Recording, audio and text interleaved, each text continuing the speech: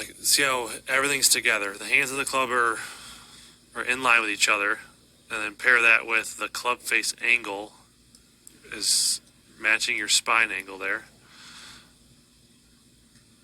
I draw a line straight down from the button of the club and go down. We're on our shoelaces.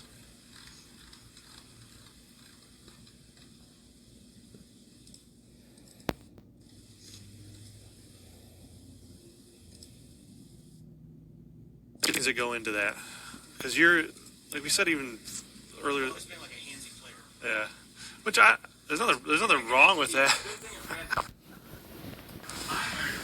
There's two ways that we can keep on controlling the club face is quiet in your lower body, right? Trying to get your heel to stay down a little longer, and then just talking about trying to eliminate the amount of roll you have. Because there's three ways to release the club. You get the flipper, the roller, which I think you are. You tend to kind of try to time it up, or you get the guy who bends their wrist properly and more like swivels through the bottom of the swing like that. Yep, that's what I think where we should kind of trend to, because you're on plane, right? Now, as a club gets longer, I still want you to think about depth. Like get the hands deep. But maybe let's start to dive into some wrist bend motion and keeping the left lead wrist a little more controlled. And exactly, yeah. And now what you did here is excellent. See how your kneecap is pointing now towards the target line and not still pointed at the ball.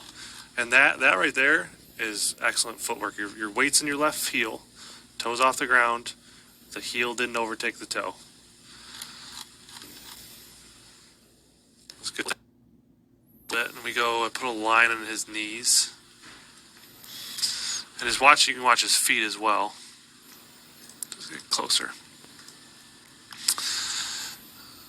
So knees will change flex in the backswing. They got to.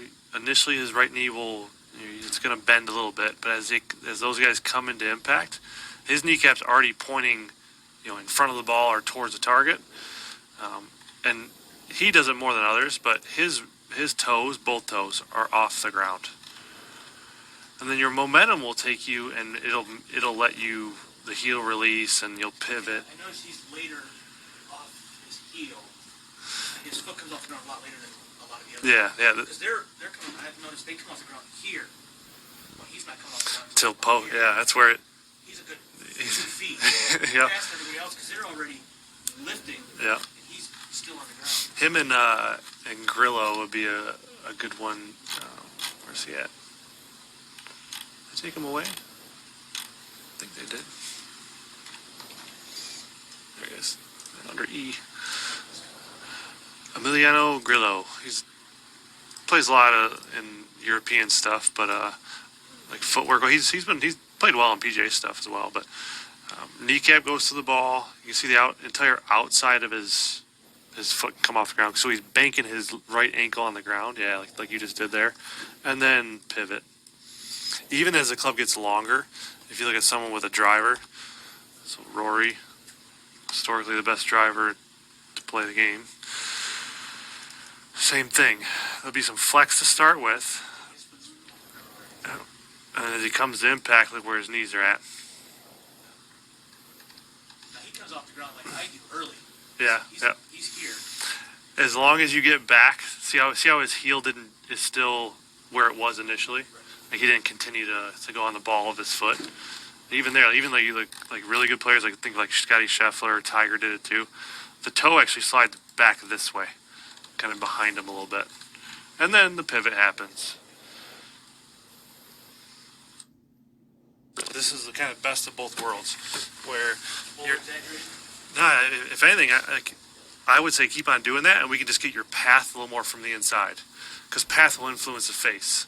So let's say you could have that feel, and if I push that to 2 degrees inside to out, then the face comes back to more square and not negative. But what I meant by best of both worlds is everything's still wide, you're still long, and your hands are side by side here. You're not like showing me a ton of glove hand right away. That was good.